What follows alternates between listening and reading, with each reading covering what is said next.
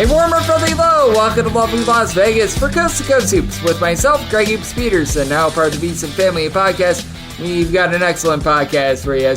Joining me in segment number 2, Rocco Miller. You know him as a great bracketologist over there at bracketeer.org. Does such an amazing job taking a look at this tremendous game of college basketball. He was over there at Barclays Center on Sunday checking out all of those eclectic games that we were seeing. You got to see 8 teams up close and in person. We're going to be asking about what he all saw. Certainly that Colorado win over Miami. We're going to be diving in on some of the teams that have really surprised him as well. Something that he does really interesting on his Twitter/X feed and his first and last name, Rocco Miller, and then the number 8 is that he rates the teams that are outside the top 10 conferences. So the bottom 22 conferences, essentially 1 through 60 in terms of his top 60. So we're going to be asking about those teams that have surprised him thus far, what he makes out of some of these teams that might be undefeated that have played lesser schedules as well, versus a few teams that maybe they've challenged themselves, they've come up short in a few games, like Texas A&M, a good example of that.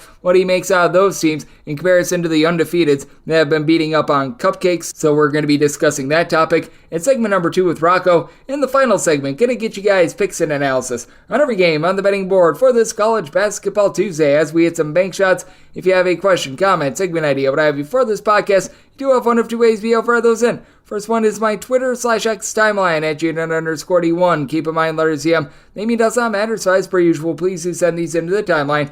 And the other way is find an Apple Podcast review. If you rate this podcast 5 stars, it is very much appreciated. And from there, you're able to fire in whatever you'd like to hear on this podcast via that 5-star review. Did not get in any Twitter/X questions today, and recaps the next few days are going to be short. We've got a lot of smaller slates of college basketball, with it being finals week, kids going home for Christmas break, what have you. So next 2 weeks are going to be a little bit more dry in terms of the action, but we saw some fun games for Monday. So let's take a look back at it, try to find some trends, and try to get to know these teams a little bit better. Games from yesterday is Greg buzzing about. Here is the rowdy recap. Due to the fact that the Greg Peterson Experience on VSiN, the Sports Betting Network, that is from midnight to 3 Eastern Time. If you're checking out Pacific Time, that's 9 to midnight. Not able to get it via anything in terms of New Orleans versus San Francisco or Utah Tech versus Seton. If anything rambunctious happens there, I will get you guys caught up on the podcast tomorrow. But the most interesting game of the day, I felt like, was the Texas A&M Commerce and Northern Colorado game that started it off. You had double overtime in this one,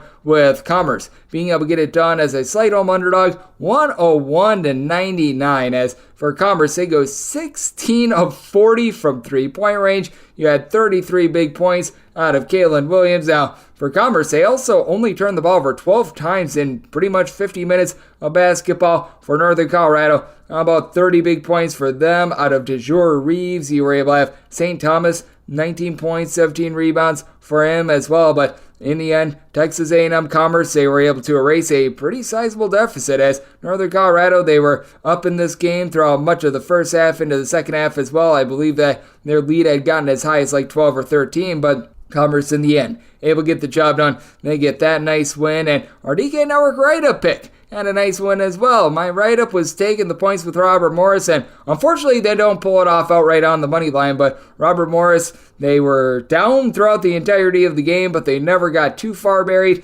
Most places closed this line at 4.5. It was more around 5.5/6 when I did this podcast, and Robert Morris loses by kind of 73-69. As for old Bobby Morris, 9 of 23 from three-point range. A little bit of three-point positivity for them. And for Delaware, team that was shooting about 66% at the free throw line, some free throw positivity for them. They go 23 of 28 at the charity stripe. Even though Jalen Trent is not much of a scorer, he still finds a way to impact games, but also did have 7 turnovers in this one. And for Robert Morris, Marquise Hastings, his 23 points, 10 rebounds, was able to allow Robert Morris, who's been one of your more rough cover teams thus far this season, to be able to get to the window. If you're taking a look at top and bottom against the spread teams entering the night, Robert Morris, I believe that they had covered like 2 games all season long, so that was a nice find for them to be able to find a way to be able to get the job done there. Also finding a way to be able to get the job done, South Carolina State outright on the money line as home underdog against Jacksonville, 86-85. This game goes to overtime.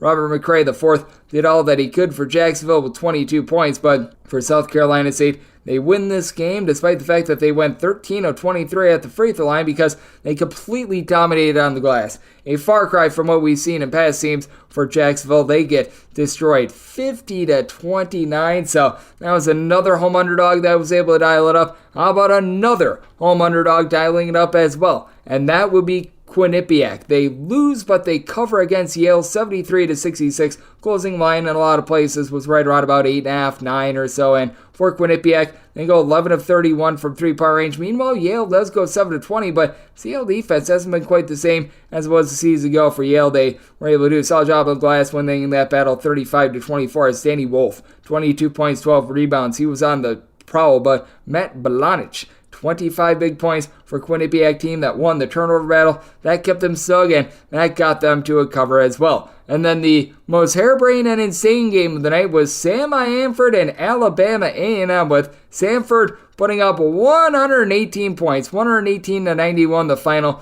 You had a combined 72 free throws attempted in this one, and for Samford, they went 18 of 30 from three-point range. Just absolutely insane what we saw out of them, as overall their starters were able to go 10 of 16 from three-point range, and the reserves, they were still able to knock them in, as well as for Samford, 7 different guys give you at least 10 points in this one, and for Alabama A&M, 28 turnovers at 31 made field goals. That was very much an up-and-down game, to say the least. You didn't get quite as much of that with New Hampshire getting a win, but no cover against Seton, 75-62. The final, as Seton was catching 14+ in this game. And for Seton, they go just 10 of 33 from three-point range. It's been a rough season for them, but they held up on the glass, losing that battle only by a count of 43-42, despite Clarence O'Daniels being able to chip in there 20 points, 12 rebounds to be able to lead the way. And then Penn, they get a win and cover over a Howard team that has been quite pesky thus far this year. 78-68 is Clark Slazert, your top scorer for Penn. He was able to put in their 20 points, so it was a good night overall for home teams. And as I do this podcast, this game is currently at halftime. Gonzaga up 38-18 at the half against Mississippi Valley State. Certainly looking like a little bit of a different Gonzaga team, but for Mississippi Valley State in regulation, because their game against Pacific, where they scored 65 points, went to overtime. So in regulation, they have yet to break the 60-point plateau thus far this season, but what is currently busting through is some home underdogs. We saw a very nice day for them on Monday. If you take a look at the last 7 days overall, it's been a little bit more teeter-totterish with them, but they're up to 33-30 against the spread over the last 7 days. Overall, we have been seeing more unders over the last few days as well. 126 unders to 123 overs, and along the way, I believe that we have gotten 2 pushes as well on total. So we've been seeing a few more unders, and if you're taking a look overall for the season, overs still do reign supreme. 789 overs, 750 unders. That's a 51.3% hit rate to the over, with favorites still having a little bit of an edge overall for the season. 770, 762, and 19 against the spread, with home underdogs now hitting a little bit north of 50.5% at 180, 175, and 6 against the spread. So that's what we're seeing right now in college basketball, and that's what we all got on Monday. Coming up next, we talk with our good friend Rocco Miller, taking a look at these teams that they might be progressing/regressing. We're going to be certainly discussing what we've all gotten in terms of some of these surprise mid-major teams, what he all saw at Barclays Center on Sunday, and so much more. That's up next right here on Coast to Coast Hoops with myself, Greg Peterson, now a part of the Decent Family Podcast. Sports Betting Innovative Analytics has taken the guesswork and emotion out of sports betting to bring you an innovative and trustworthy resource to enhance your journey to becoming a winning player. With industry-leading money-back guarantee options backed by their sophisticated modeling, they want to introduce you to a system that's not widely seen or available to help you beat the bookmaker. Specializing in NBA, college basketball, and WNBA, your first week is always free. Get started at SBIA1.com today. And we're back here in lovely Las Vegas for Coast to Coast Hoops with myself, Greg Peterson, now part of the Beast and Family podcast. It is great to be joined by this man, as Rocco Miller is known better as a bracketeer himself. He does such amazing work taking a look at this great game of college basketball, one of the best bracketologists in the business. You're able to follow all of his work over at bracketeer.org/bracket. And I know on top of that, he's doing so much work being able to see so many of these teams in person as we're doing this right now. He's actually at Barclays Center, part of the Sunday events that we saw in college basketball, as we had so many great teams on display there. And you're able to follow Rocco on Twitter/X over at his first and last name, Rocco Miller, then the number 8 altogether. And Rocco, always great to have you aboard. Thank you. Greg, always great to be on with you, and I'm glad that we could get this in on such a big day of hoops. How have you been? I have been terrific. I certainly wish I was where you were at the Barclays Center on Sunday, because I know that was an absolutely tremendous event, and this will be coming out about 48 hours after the event came through on Tuesday morning. But that said, what did you all observe from those 8 teams on display? Because obviously the biggest result was what Colorado was able to do to Miami. Yeah, I think that's where we'll start. I think that will have by far the biggest impact on anything long-term, the tournament picture. Colorado came in and really needing to get a quality win. They fell short against Colorado State, as you know, and also lost that championship game to Florida State, which is starting to look worse after Florida State got rolled over the weekend against South Florida. And that's the funny thing about college basketball. You know, you are tied to whatever results you have early. As that team either ascends or descends, you're kind of drug along for the ride. And that's what Colorado's experiencing with that Florida State result. Any doubt that perhaps committee members in the future or people just doing analysis had about the Buffaloes was put to rest. I mean, this was a Buffalo team that came in today without Cody Williams, their improving star, phenom freshman, and it really didn't make a whole lot of difference in the second half. After a 1-point game at halftime, it was all Buffaloes in the second half in a big way. Tristan Da Silva was inches away from a triple-double and pretty flawless overall. Eddie Lampkin brings so much energy to that group. And then you have great players like KJ Simpson and Julian Hammond there. I can't say enough good things about. They just created great looks almost every possession of the second half, created turnovers. It was about as perfect of a half as you'll ever see.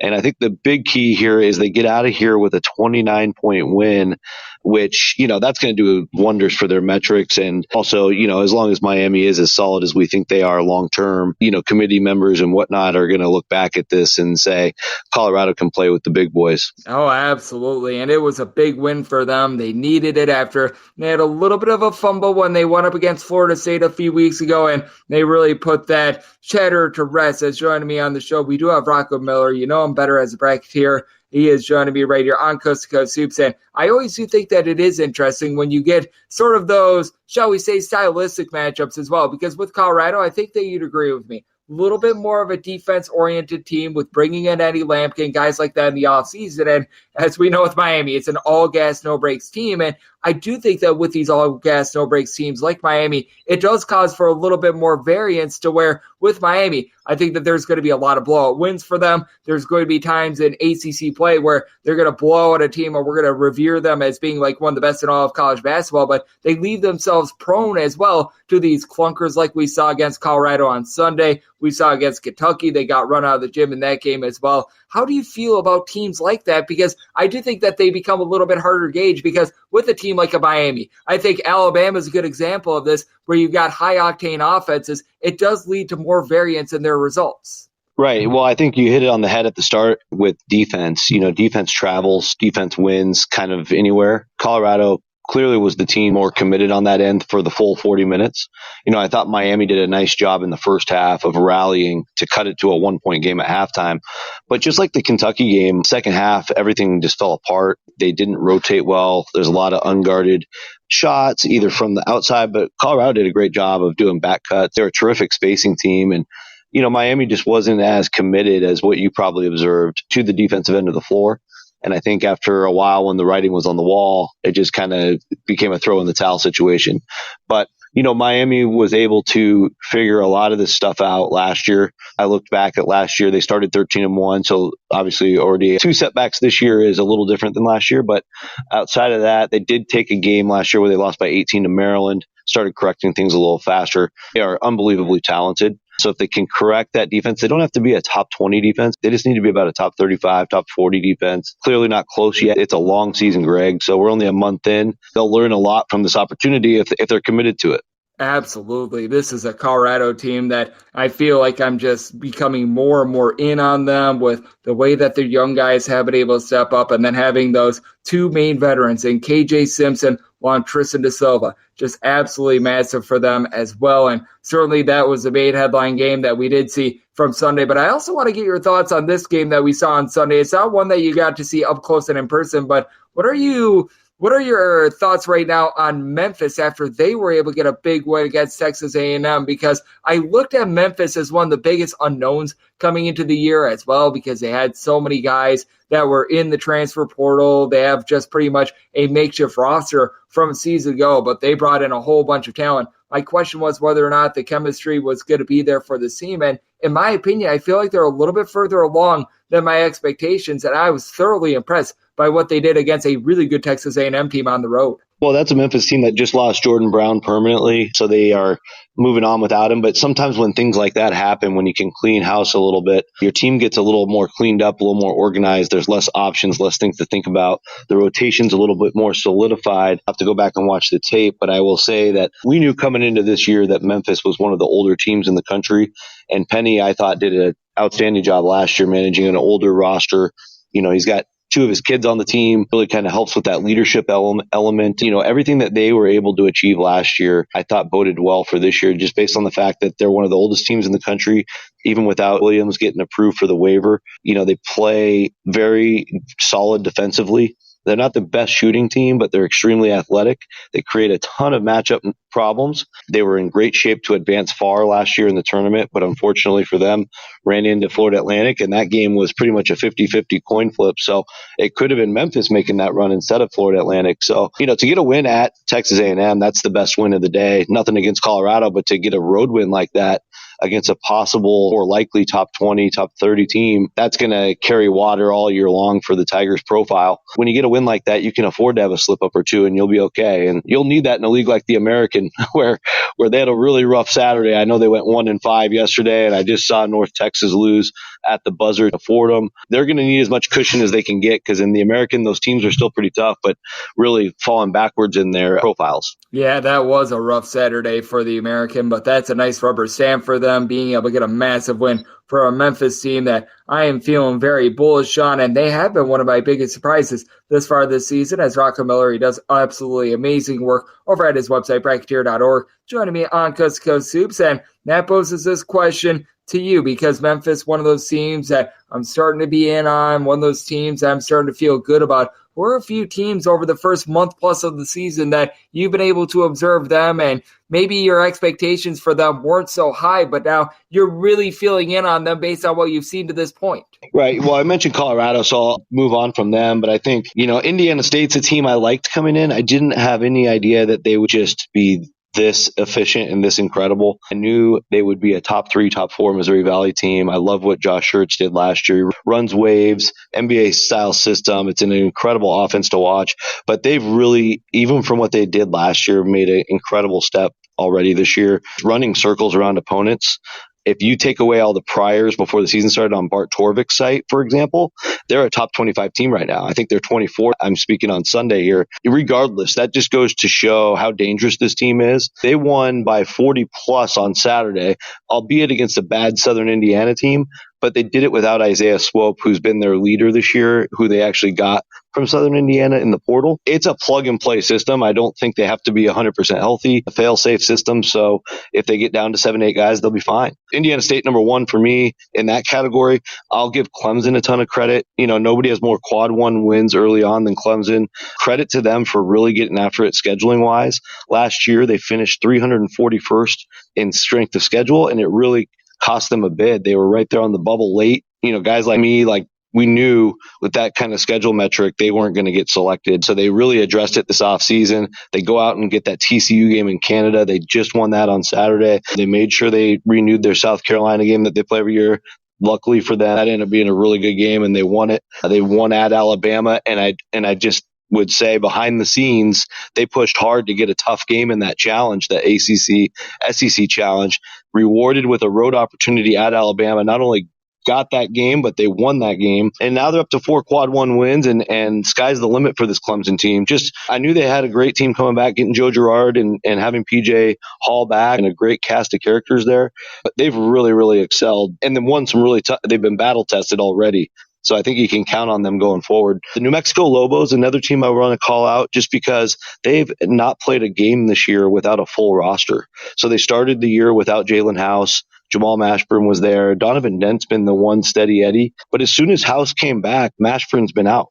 So they haven't had a game yet where both were on the court, and it hasn't mattered. They lost that early one to St. Mary's, and they've been steamrolling teams ever since. They blew through their tournament down there in Vegas, 3 straight wins. They get a huge win over Santa Clara on Saturday. Same fashion, same arena. They look really tough to me, and we haven't even seen what their full strength team looks like. So very dangerous New Mexico team. And then I would also say, just kind of off the top of my head, Louisiana Tech played Colorado State pretty tough in the opener without Daniel Batcho. Then 2 games into the season, Batcho gets his waiver approved, and they've been awesome since. They've won every game except for the New Mexico road game, which was also a tough game. And I just mentioned New Mexico as one of the teams I like. So I'm really liking the way Louisiana Tech plays. Look at their defense right now on Ken Palm adjusted defense. I think they're either top 20 or top 25. And that is all, Calvin Hester coming over from Texas Tech. He had his hands big time in that defense under Mark Adams a couple years ago, a Sweet 16 level team. And he's carried it over quickly with some high major talent, Greg, at Louisiana Tech. Those are a bunch of teams that I've really been impressed by so far. That Louisiana Tech bunch being able to hold in there against New Mexico, I thought was a big effort. And I mean, my goodness, with Indiana State, all the switchable pieces that they've got, all the guys they're able to score, it's just absolutely incredible. And Robbie Avila, I know that someone posted on Twitter/X that he is the college version of Nikolai Jokic, and maybe that's a little bit of a stretch, but that guy is so versatile. He's so much fun to watch. So I love all those teams that you threw out there. As Rocco Miller does great work over at bracketeer.org, is joining me on Coast to Coast Hoops. And Rocco, you join me all the time during the off season, and we always have chatter with regards to scheduling. And now is when I think scheduling is so important for everyone, trying to gauge how teams should be rated in the net. Obviously, from my side of things, who's going to progress/regress, and how do you take a look at these teams to this point in the season? Now that we're about 5 weeks through, that they might be like 9-1, 9-0, 8-0, something like that, but have really not played anyone versus a team. And I think that this is a very good example, like a Marquette, who might have 2 losses, but they went out there, they played in the Maui Invitational, they had that tough game on the road against Wisconsin, things like this. How do you strike that balance of these undefeated teams that haven't really played anyone yet to these teams that have taken a few losses, but they've been in wars against really, really good teams? Like Memphis versus Texas A&M, look no further there. Absolutely. Yeah, I think when you actually put some proof in the pudding, that always means more than any cluster of blowouts that you have. So whether you're 10-0, 8-0, 12-0, doesn't matter to me until you actually beat somebody of substance. I think one of the problems with the way the net works, unfortunately, is it's a little too much credit for the blowouts. Now, I want the audience to understand that's not going to get you in the tournament per se, because you still have to beat teams to get in and have a resume. But once you're in, I mean, that's really important for your seeds. So it is a bit unfortunate when you see some of the seedings shake out the way they are, because sometimes you get what we call paper tigers, where, if you're like in Iowa and you win all your games by 20 plus, but then when you lose close, you're still going to have a top 20 net. You probably still get a 6, 7, or an 8 seed instead of a 10, 11, or 12, when you're probably really deserving of a 10, 11, 12. And that can skew some first round results and matchup. Absolutely. If you play a hard-nosed schedule, you lose a couple, and then you persevere, that's way more impressive. So like Washington last night beats Gonzaga. They had lost really tough ones to Nevada, Colorado State, and San Diego State in overtime. They finally persevere. I don't know if they're tournament level yet. They're getting there, but at least they have something that we know they can do. They beat a top 10 caliber team at home, and now they can work with something. I think that's way more impressive than, not to pick on like an Iowa State. I know they've beaten a couple good teams too, but those are the types of teams that schedule, the very bottom of D1 and beat them by 50. And, sometimes their rankings are way out of whack for that, but you'll never see that in my rankings. You'll always see quality before those types of blowouts. I mean, those are almost meaningless games to me. Yep, I'm right there with you. And I don't even get me started on North Dakota State holding the Oak Hill Christian Academy or something like that to 14 points on Sunday, which, man, you want to be putting on there a few more games of substance, even if you're beating up on some team that's out there in the NEC or something like that. Man, really hard to take those results very seriously. And I like that a lot of websites, they just throw out the non-D1 rankings, but I'm right there with you. I think that who you play is just so big. And how big of an impact do you think it is in March when you do find these teams that play a rough and tumble non-conference schedule? Because I just feel like I've been finding it more and more that these teams that they go through some battles, whether it is a mid-major, whether it is a power conference team, they always set themselves up for much more success rather than these teams that they are scheduling team number 299, team 305, 310 with regards to the KenPom rankings and everything like that. And I do think that while we take a look at it in the short term, it's really going to be meaningful in March as well. And I think that it is a big reason why we've seen the teams that we have pull off the upsets in recent years. I don't think there's any secret to it. If you play a bunch of teams that you're way better than, you're not going to learn very much about your team.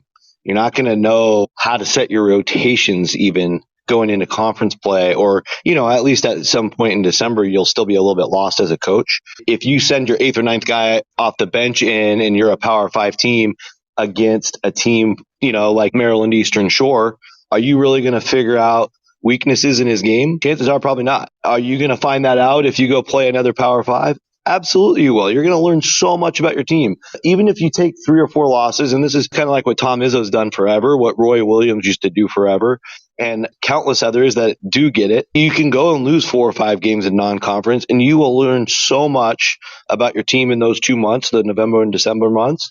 And when you hit January, you're going to be probably tougher than at least 75% of your league who didn't schedule that way. I think it's a huge deal. Obviously, I'm extremely passionate about it. The benefits speak for themselves. Here's where the problem is. The problem is job security. I would say at least 75% of D1 coaches don't feel like they have like a Tom Izzo level job security or even close.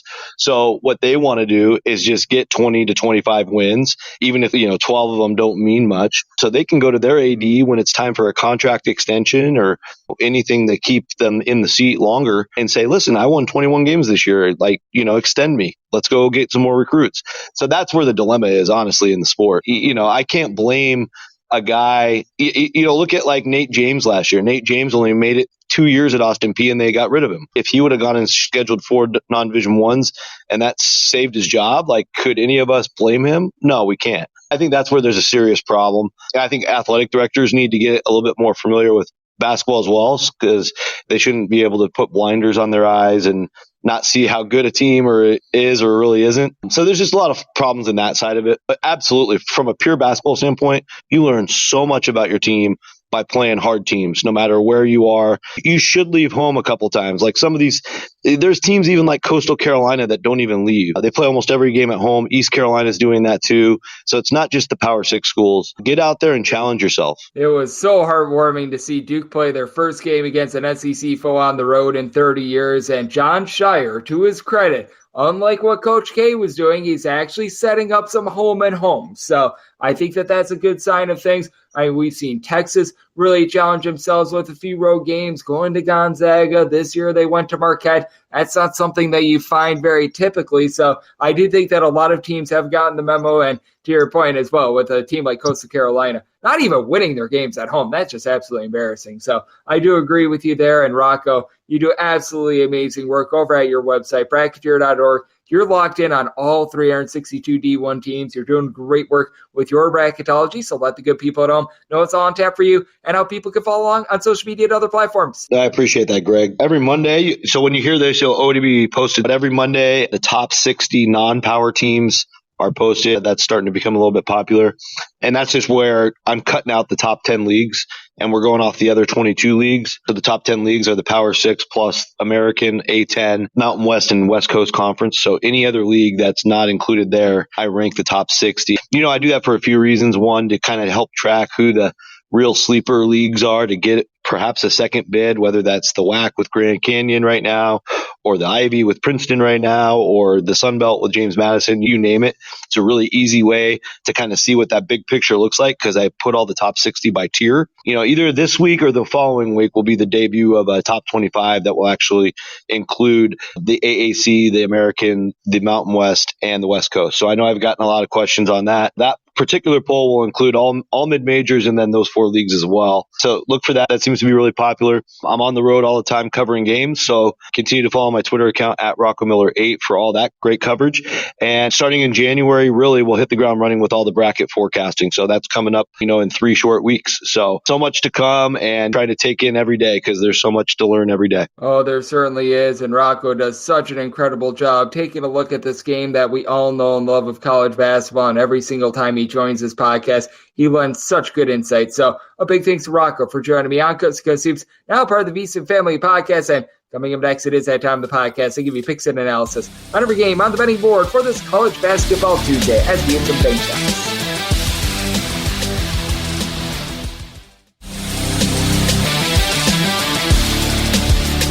And we're back here in lovely Las Vegas for Coast to Coast Hoops with myself, Greg Hoops Peterson, now part of the VSiN Family Podcast. It's always great to get Rocco Miller aboard. He does great work over at his website, bracketeer.org, taking a look at this great game of college basketball that we all know and love. He gets out to watch so many different teams throughout the year, does such a great job taking a look at some of these low to mid-major teams, does an absolutely excellent job just taking in all this information and being able to decipher who's real, who's fake, what to make out of some of these scheduling spots as well. He's just so good on that front, and it's always great to get him aboard. A big thanks to Rocco for joining me in the last segment. Now it is that time of the podcast to give you picks and analysis on every game on the betting board for this College Basketball Tuesday as we hit some bank shots. Most financial establishments close at a certain time, but not here. It is time for a side and total on every game on today's betting board bank shots.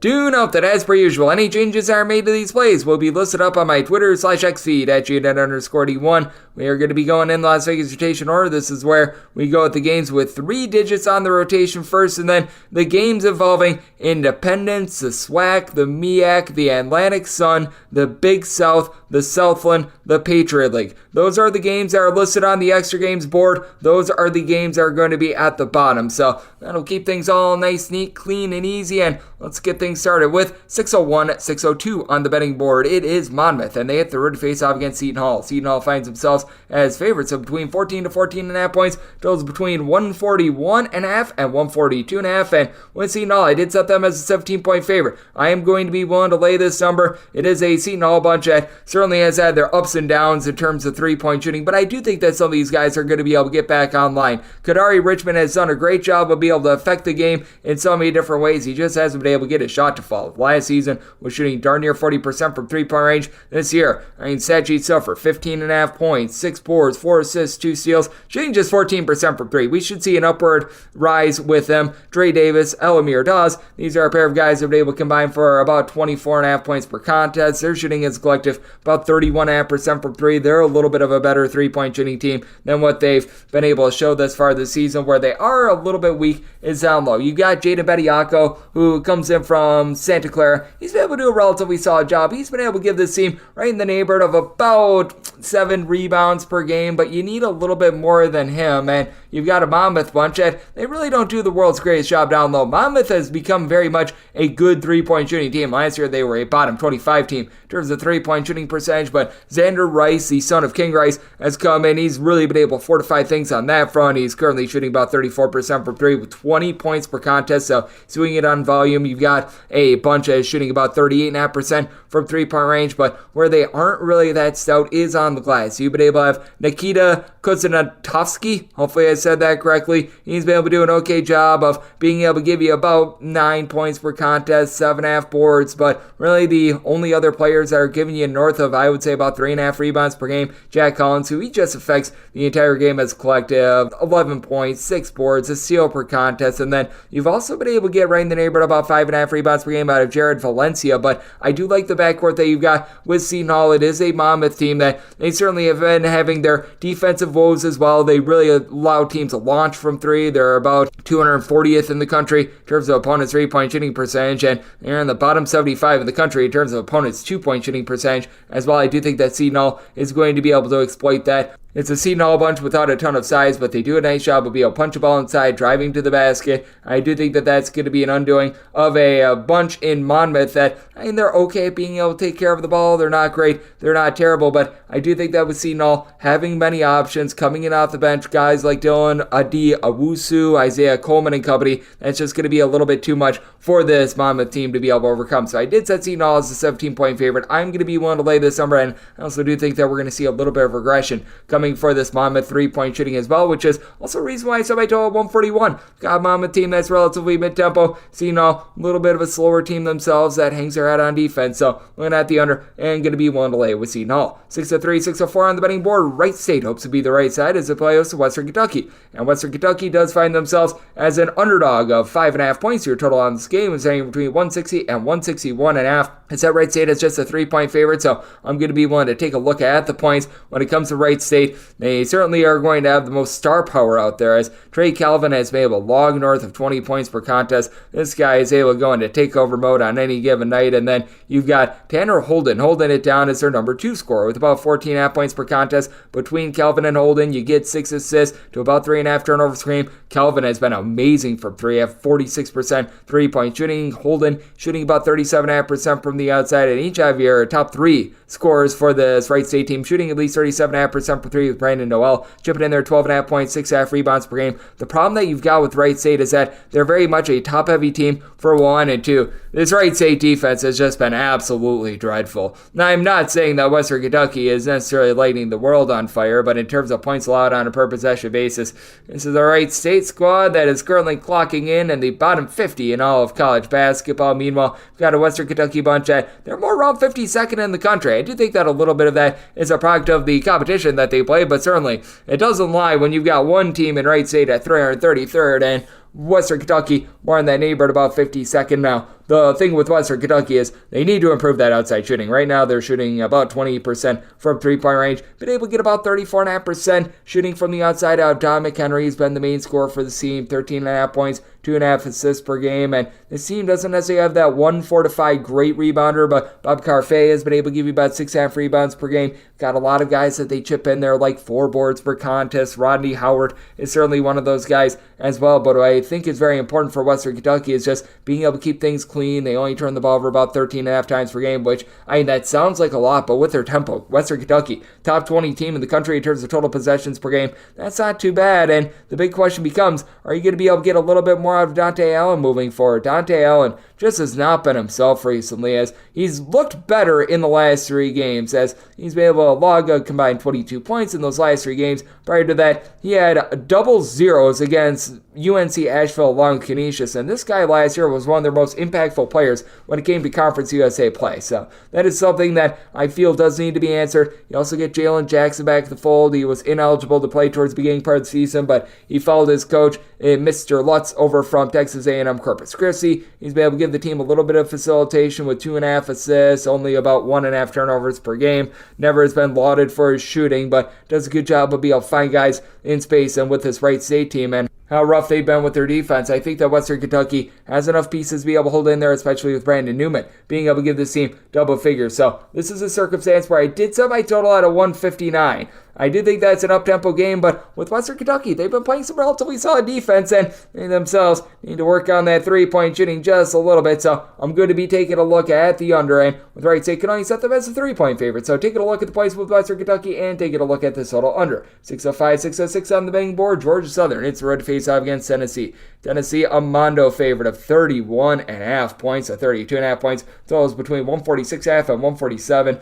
Georgia Southern is right now the only team in college basketball without a cover, and I don't think they get it here. I set my line at 32.5. I'm going to be willing to lay up to 32 with Tennessee. Now, this Tennessee defense is not quite the same. They're still a top 75 team in terms of points allowed on a per possession basis, but they have fallen off from being that number 1 team that they were a season ago. And I would like to see a little bit more down low from some of these guys. Like Toby Awaka has been a little bit banged up. I would like to see him be able to get himself back into the fold a little bit more. You've been able to get a lot out of Jonas Adu, who's really been your main man down low. 10 points, 7 boards, nearly 2 blocks per contest. And then obviously Dalton Connect and what he's been able to do on offense has worked wonders for the team, as he and Josiah Jordan-James combined shoot about 39.5% from three-point range. Connect 19 points, 4.5 boards per contest, while nobody else really gives you north of 11.5 points per game. He has become that fortified scorer, and while the Tennessee defense is trying to be able to find their way with trying to work in their more offensive-based pieces like Connect, like Jordan Gainey,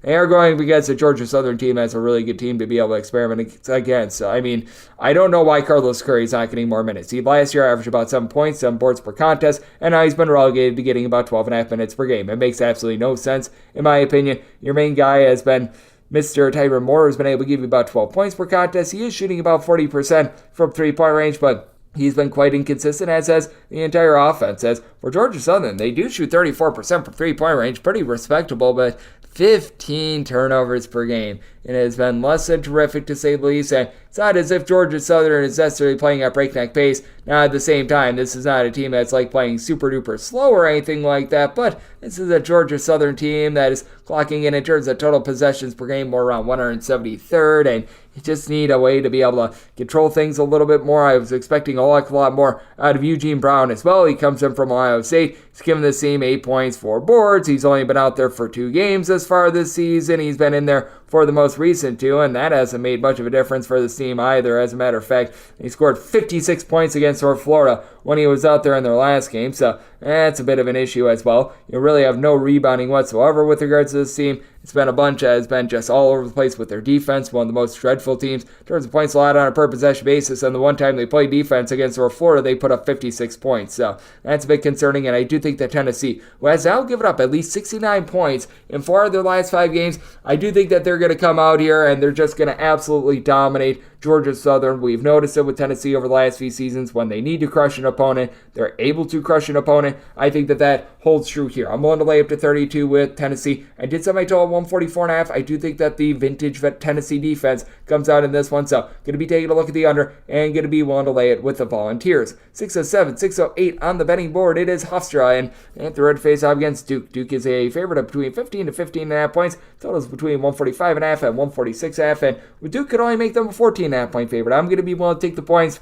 The fear that you do have with Hofstra in this game is that they just don't have the size to be able to match up with some of the big men. Kyle Filipowski, obviously the main one. He has been absolutely tremendous for Duke. 17 points, 9 boards. He's been able to pop some threes. Not like he's shooting it amazingly from three-point range, but it brings versatility to everyone else on Duke and makes them just more efficient in general. To the credit of Duke, they're only turning the ball over about 9 times per game. They do need to work a little bit on trying to get some of these ancillary pieces in the fold. I would like to see a little bit more moving forward onto someone like a TJ Power, who I know that he missed a few games earlier in the season, but if you're able to get a little bit more depth there, if you're able to get more consistency out of Jared McCain, who he's been able to rise up recently, coming off of a really nice 21-point game against Charlotte. How does he respond to prosperity? I think that that's something that could bode very well for this team. And then you got Tyrese Proctor, still not quite an amazing scorer, but has been able to do a nice job of being very efficient. 4.5 assists to 1 turnover per game, but you know who's also very efficient on offense? That'd be Hofstra. The Hoff has Darlston Dunbar along with Tyler Thomas, combined to average about 40.3 points per contest between the two of them, nearly 11.5 rebounds, 5 assists, with Thomas shooting 41.5% from 3 for a Hofstra team that has a collective. They shoot 38.5% from the outside, nearly 80% the free throw line. They're not a super fast team. They're not a super slow team, so they do a nice job of having great balance. This is one of the best offenses right now in all of college basketball in terms of points scored on a per possession basis. The biggest issue that you have is, once again, what are you going to be able to provide down low against someone like a Kyle Filipowski? Fortunately, they did bring in Jakob Fritz in the offseason from Canisius. He's logging 5 points, 5 boards, a block per contest as a 6'10", sort of a point forward for the team, so they're a little bit better equipped for that than they have been in past years. And Silas Sunday is a true 7-footer that began his career over at Iona. He's been a very situational big man, as sometimes he'll see like 5 minutes in a game, sometimes he'll see 25 minutes in a game, but I do think that Hofstra has pieces to provide a little bit of a speed bump to Kyle Filipowski. I think that they get dominated down low, but I do think that this backcourt, headlined by Jaquan Carlos, giving nearly 7 assists per game,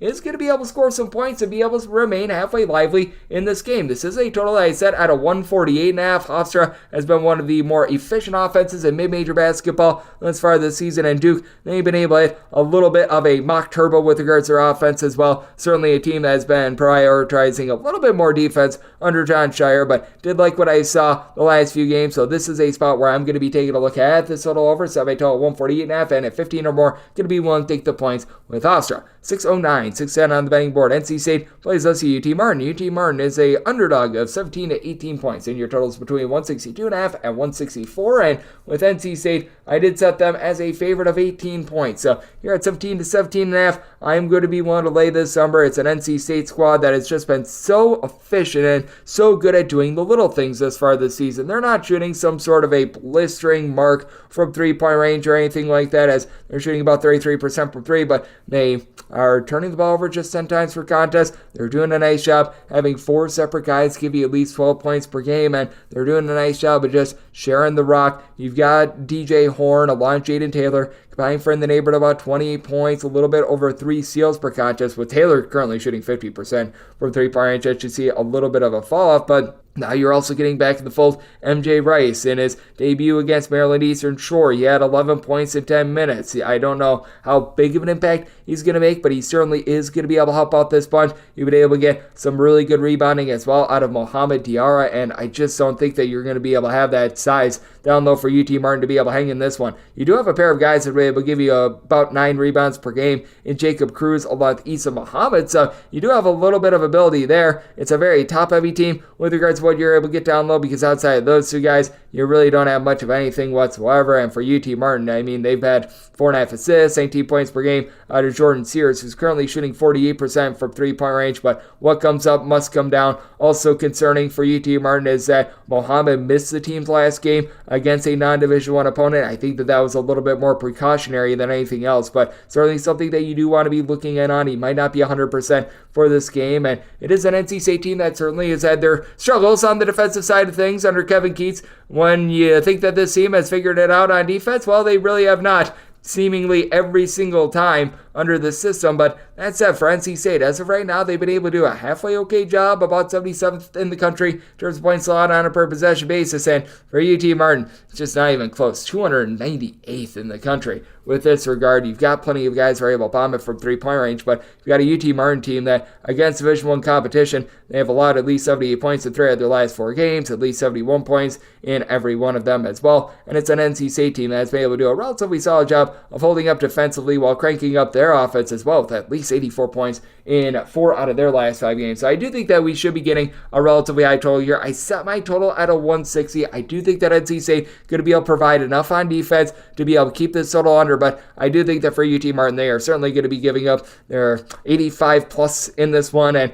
I do think that NC State going to be able to get it done by a rather handle margin. I did set this line at 18, so willing to lay up to 17.5 with NC State, and going to be taking a look at north of 160 under. 611, 612 on the betting board. Sam Houston State is going to be playing us with Louisiana Monroe, and Monroe is an underdog of 10.5 to 11 points. Your totals between 140 and 140.5. I did set Louisiana Monroe as an 11.5 point underdog. I'm going to be willing to lay with Sam Houston State. Certainly a new look Sam Houston State team as they lose their coach in Jason Newton in the offseason, but they've done a nice job of being able to revamp what was last year a team that very much relied upon depth. It was a whole is greater than the sum of its parts approach with this team, and we're noticing that once again this year as they have been dealing with a few injuries, but you've got essentially 11 different guys that have been able to give you north of 11 minutes per contest. They are now getting back Cameron Hofstra as well, who was one of the main guys that came back from season ago. Last year for Sam Houston State, 10 points, 3 boards on 41.5% three-point shooting as a 6'7", little bit of a combo player. Getting him back really elevates this team. You're able to couple that with the fact that Davon Barnes, who just was not able to shoot from three-point range at Texas Southern last year, and I have no idea how to explain it, but everyone that goes to Texas Southern just stinks at shooting. But that said, 16 points per game. He's been a nice addition for a team that does a relatively solid job of being able to rebound by committee. Damon Nicholas Jr. has been able to give you just under 6 rebounds per game. You've got the former TCU big man in Solomon Dumbia, who's come in. He's been able to give the team right around 5.5 rebounds per game. So you've got good balance with this team, much like last year. Sam Houston State having a little bit of a struggle taking care of the ball, the 13.5 turnovers per game, a little bit less than terrific. But we've also noticed that Sam Houston State, a team that was outside the top 250 in terms of total possessions per game a season ago, they have now cranked up their tempo. Sam Houston State more in the neighborhood about 55th in the country in terms of total possessions per game. You've got a Louisiana Monroe team that's actually playing really slowly right now. They are more in the bottom 50 in the country in terms of total possessions per game. And for Louisiana Monroe, it hasn't necessarily resulted in great defense. 293rd in the country in terms of points allowed on a per possession basis. And this team just relies upon Tariq LaCour a little bit too much. It's been solid with 10.5 points, 5 boards, 3 assists. He affects the game in so many different ways, but the team is turning the ball over 13.5 times per game. As a collective, they're shooting just 29.5% from three-point range. Your main man from the outside was Tyrese Watson, who's been able to shoot in the neighborhood about 38.5% from three-point range, but you really don't have a lot of rebounding with this Monroe team. Other than LaCour, you don't feel very good about anyone else other than their 6'8" combo player, Nikita Metzavashvili, hopefully I said that correctly, of being able to help out this offense as well. So I do think that for Louisiana Monroe, they're going to have a tough time going up against the Sam Houston State team that is still pretty efficient on defense, as they've allowed 70 points or fewer in now 3 out of their last 4 games. And I mean, really for Louisiana Monroe, they've allowed 70 points or fewer in each out of their last 3 games as well. The problem is this team just has not been able to put the ball in the basket except for when they played against non-Division I competition. I do think that they're going to be up against it against the Sam Houston State team that with Hofstra in the fold just feels like they're a little bit of a different animal. So I'm going to be willing to lay up to 11 with Sam Houston State, and did set my total at a 135.5. Going to be diving in on the under, and I'm willing to lay it with Sam I am Houston State. 613, 614 on the betting board. IUPUI, old UMass is on the road facing off against Minnesota. Minnesota between a 20.5 and a 21.5 point favorite. Totals between 139.5 and 140.5. And for Minnesota, I set them as a 26.5 point favorite. I'm going to be willing to lay it. I'm not necessarily super bullish on this Minnesota team. I'm just really down on IUPUI, who's got one really nice player in Jalen Counter. I mean, 16 points, 5 boards, 2.5 assists on 50% 3-point shooting. Jalen Counter has come to play for IUPUI. Nobody else on the roster is giving you north of 10.5 points per game. Nobody else is giving you north of 4.5 boards per game. Nobody else is giving you more than 1.8 assists per game. You're getting absolute nothing burgers out of absolutely everyone else on the roster. You bring in a Rhode Island transfer in Abdul Sam. He's giving you about 3 rebounds and 0.7 blocks per contest. You just need more there for an IUPUI team, as turning the ball over 15 times per game as a low-tempo team, and they're shooting less than 25% from three-point range. Does this Minnesota defense have some holes in it? Yes, but they've been able to manhandle some bad competition. They were able to take it to Arkansas Pine Bluff a few weeks ago. You saw them be able to just kick the tar out of Florida Gulf Coast. They were able to win and cover easily against UTSA to begin the season. So I like what I'm seeing when this team does go up against lesser competition. Dawson Garcia has been absolutely incredible. 18 points, 7.5 boards, block per contest. He's able to pop threes. Doesn't necessarily shoot them well, but that's why you've got other guys on the roster like Cam Chrissy, who's been able to shoot about 43.5% from three-point range. He's been incredible. You've got Joseph, who's currently shooting 60% from 3. We should see a little bit of a fall off there, but Elijah Hawkins really working on those turnovers. He had 4 turnovers per contest a season ago and 3.1 turnovers per game. Still not ideal, but giving out 6.5 assists per game. He's been getting better and better as the season has went along, and for IUPUI, I just don't know if this team is going to be able to do their part with regards to this total. As for IUPUI, in terms of regulation and regulation only, this team has been held to 61 points or fewer in 4 of their last 5 games, and those games include against Northern Kentucky, Eastern Illinois, non-Division I Cleary College, and Holy Cross. Meanwhile, you got a Minnesota team that has been able to do a solid job with their defense, as they have allowed out 65 or fewer in 3 out of their last 4 games. So I do think that Minnesota going to do a nice job holding up against an IUPUI team that has just been incapable of scoring. I'm going to be willing to lay up to 26 with Minnesota, and I'm going to be willing to dive in on the under as well. 615, 616 on the betting board. UW Green Bay, it's a road face-off against Illinois Chicago. UIC, the Flames, are between 12.5 to 13-point favorites. Total on this game, finding it at a 130 to a 130.5. And when it comes to the Flames, I did set them as a 13.5 point favorite. I'm going going to be willing to lay this number. With UIC, you just have such a good defense right now. They're in the top 25 nationally in terms of points allowed on a per possession basis. Should we see a little bit of a fall off in terms of their three-point shooting? Absolutely. They're holding opponents to shooting less than 23% from three-point range as of right now, but Luke Yaklich, he was really one of the defensive masterminds for that Michigan team that was able to make a national title against Villanova back during the 2018 season, and he's really been able to bring a defensive mindset to this bunch, and they go up against a UW Green Bay team that they're very one-dimensional in that they've got Noah Reynolds, who's been tremendous, 17 points, 4.5 boards, 5 assists, and then you've been able to get quite a bit down low, 7.5 boards, right around about 9.5 points per game out of Elijah Jones. Everyone else is just a bunch of backup singers, and you've had quite a few injuries, with Clarence Cummings being in and out of the fold now. He should be good to go in this one, and he's one of their top returning scorers from season ago with about 10.5 points per game, so I did give UW Green Bay a little bit of an upgrade there, but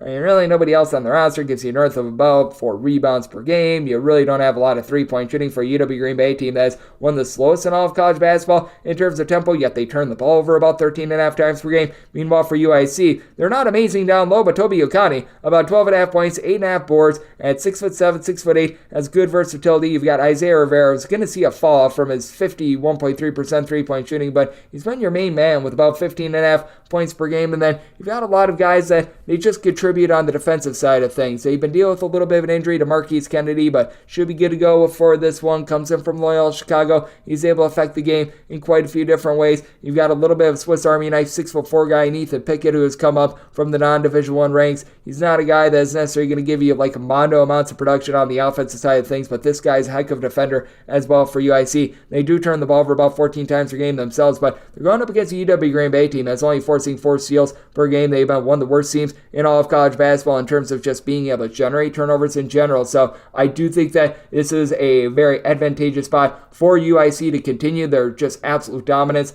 on defense. I do think that this is going to be a low-scoring slog as UIC, they themselves should see a little bit of regression with their three-point shooting. Again, Rivera is shooting north of 51% from three-point range. And UW Green Bay, in their own right, they have been a halfway decent defense. I do think that Sundance Wicks is doing a pretty solid job of coaching up this team for UW Green Bay in terms of points allowed on a per-possession basis. Still a little bit of a work in progress at 222nd, but they're giving up 9.6 points fewer per 100 possessions than they did a season ago. So I actually like the way that they're trending, but going to be taking a look at the under, and at 13 or less, I'm going to be willing to lay it with UIC. 617, 618 on the betting board. Texas Tech is going to be playing against Oral Roberts, and Oral Roberts finds themselves as a 12.5 to a 13-point underdog. Your total on this game, finding it at 142 to 142.5. With Oral Roberts, I set them as a 12-point underdog, so I'm going to be willing to take the points.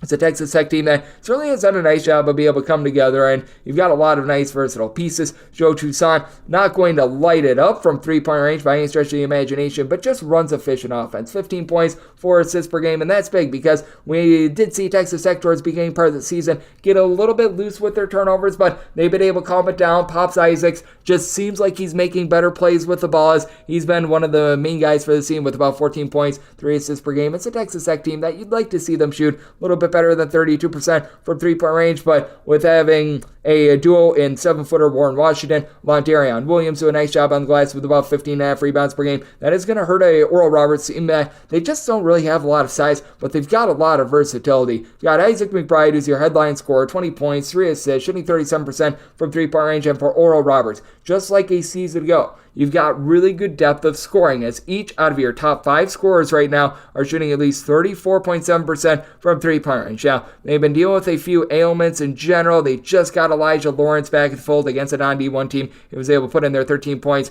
in their most recent game. We shall see what we're able to get moving forward. And you'd need more out of Trey Phipps. I have no idea what's happened, but he began his career at Oklahoma. He then, in his first year at Oral Roberts, was logging about 8.5 points, shot 40% from 3. He's down averaging just 4 points per contest as far as this season. So would like to see a little bit more on that front, but I do think that with Oral Roberts, they are going to be able to hold in there because they are a bunch that is able to bomb it from three-point range. They do have a really nice backcourt. In the front court, no question about it. It's going to be a little bit more of a rough situation, and for Texas Tech, they are starting to get down this Grant McCaslin style in which that's very much predicated on defense. For Texas Tech, 55th in the country currently in terms of points allowed on a per possession basis. And for Oral Roberts, a team that typically plays up tempo, they're now outside the top 200 in terms of total possessions per game. So you can tell that under their new regime, they've been playing quite a bit more slowly as well. It's been a work in progress for this Oral Roberts defense, outside the top 250 in terms of points allowed on a per possession basis. But I do think that they hold up against a Texas Tech team that leaves a little bit of something to be desired from the outside. And I do think that you are going to see Oral Roberts try to maybe crank it up a little bit more and try to utilize that backcourt efficiency to their advantage. So this is a circumstance where I did set my total at a 144. I'm looking at the over of Texas Tech can only make them 12-point favorites. So won't take 13 with Oral Roberts. This is the last game on the normal Las Vegas betting board before we hit the extra game. 619, 620 on the board. It is Oregon, and they play us at Cal Baptist. Cal Baptist Lancers find themselves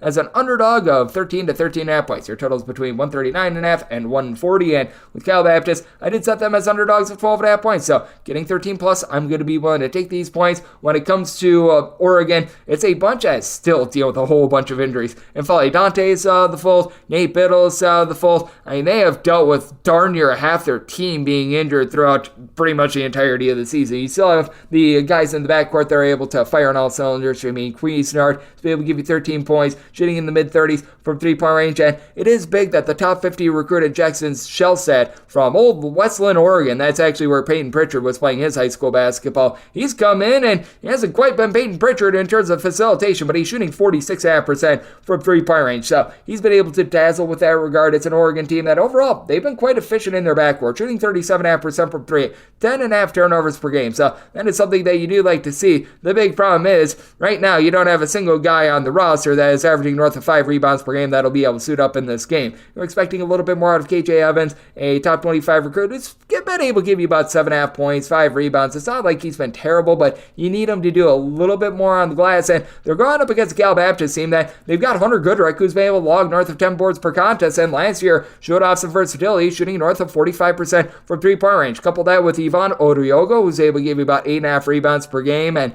while this is a Cal Baptist team that they're one of the slowest teams in all of college basketball, they are turning the ball over 12.5 times per game. They have been able to do a very solid job on the glass, getting second chances, and this is a solid shooting team. Not a great shooting team, but a solid shooting team. Brantley Stevenson, who comes in from Cal Poly, shooting 45% from three, 11 points per game. Blondo Chiquinho, who should have seen more minutes last year. They're finally giving him those minutes this year. More around 11.5 points, shooting about 35% from three-point range for a Cal Baptist team that I do think that they're going to be able to get their slow, grimy, yucky style. I think that they're going to do a nice job of being able to control the boards to allow them to be able to do so. And for Cal Baptist, this is a top 85 team in the country in terms of points allowed on a per possession basis, who have been really good at being able to hit the roads thus far this season. Cal Baptist is a top 15 team in terms of points allowed on a per possession basis in a road/neutral court environment. I think that keeps them lively in this game. So I did set this line at 12.5, getting 13. I'm going to be willing to take the points with Cal Baptist. Made my total 138.5. So also diving down the under, and let's hit the extra games. The normal betting board picks are complete, but there are some extra games today, so we go into the bonus. 306-501, 306-502. UMass Lowell is playing us to Long Island. Long Island,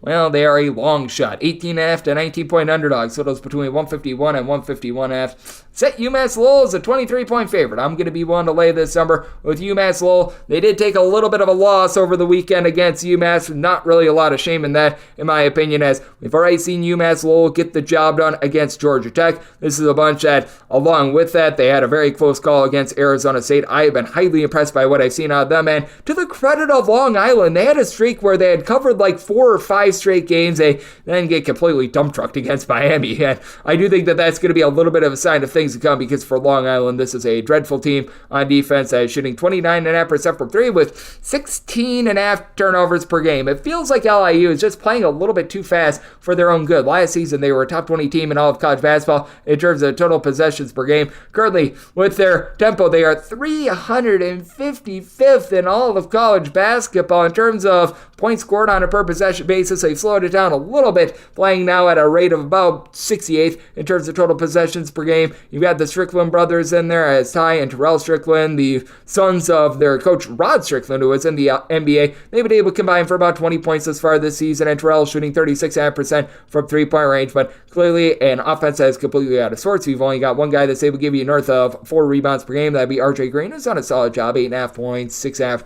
rebounds per game. But when you've got someone like an Abdul Kareem Koulibaly, who's able to give you 6 boards, is able to do a tremendous job down low. Max Brooks, a former All-AEC Defensive Player of the Year sort of candidate, 2 blocks per contest, doing a nice job down low. And then a Yendi Hakeem, who does it all in the backcourt, had a triple-double in non-conference play last year, 19 points, 5 assists, able to shoot 39% from three-point range. They're really up against the UMass Lowell team that, they've slipped up a little bit with their defense recently, but this is still a top 75 unit overall the last 2 seasons in terms of points allowed on a per possession basis, and I do think that they're going to house Old Long Island in this one. I did set my total at 153 because even though UMass Lowell is playing some solid defense, they are a team that's in the top 150 in terms of total possessions per game, and for LIU, they certainly have been giving up their fair share of points, so looking at the over and going to be willing to lay it with UMass Lowell. 306-503, 306-504. UMBC, it's a road face-off against St. Peter's, and the Peacocks find themselves as favorites of 9 points, and your total is between 147.5 and 148. Did set my line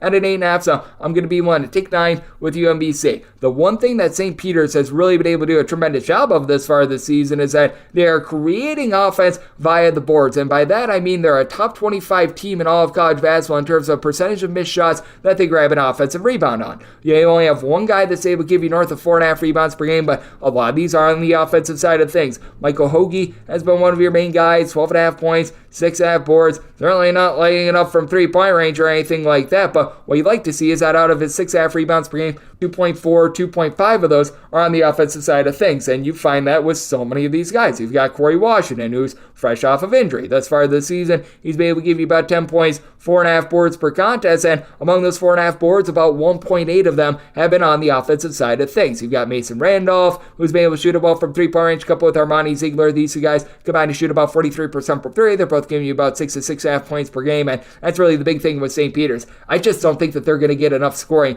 to be able to win by margin. Now, if there is something that is going to help a St. Peter's bunch as outside the top 275 in terms of points scored on a per possession basis, be able to rise up defensively, it's going against this UMBC team. As for UMBC, this team out of 362 Division I teams, they are in the bottom 50 in terms of points allowed on a per possession basis. It has been absolutely terrible for them, to say the least. Meanwhile, for St. Peter's, they're pretty much just an absolute opposite team, but for St. Peter's, they're just not holding on to the ball. 15 turnovers per game. That is going to play right into the lap of a UMBC team that, they are not going to be able to win the battle on the glass, but at the same time, they do have plenty in the backcourt. You've got Deion Brown, who's been Mr. Do It All, 15 points, 4.5 boards, steal and a half per contest. It's a UMBC team that as a whole, they shoot about 34.5% from three-point range. They don't have a single guy other than Brown that's giving you north of 4.6 rebounds per game, but Marcus Banks, who comes in from Western Carolina, he's been able to log about 11.5 points per game. They've been dealing with a little bit of an injury to Bryce Johnson, but should be good to go in this one. And since he's come off of injury, he's been able to give the team a little bit more facilitation as well. Comes over from Chicago State, where he shot about 39% from three-point range 8 seasons ago. And I do think that if you're able to get a little bit more down low, that'll be big for this team, because they've been dealing with the injury to Max Lasora Lloyd, who came in from Penn. But I do think that in this sort of an ordeal, with St. Peter's not necessarily having that dominant big man down low, that UMBC is going to be able to hold in there in a game that I think is going to be a little bit more nip and tuck and lower scoring, just with the way that St. Peter's is unable to throw the ball in the basket. So this is a spot where I did set my total at 142.5. I'm diving in on the under at 9 or more, taking the points with UMBC. 306-505, 306-506. North Carolina A&T is going to be playing us at NC Central, and NC Central does find themselves as a favorite of 5 to 5.5 points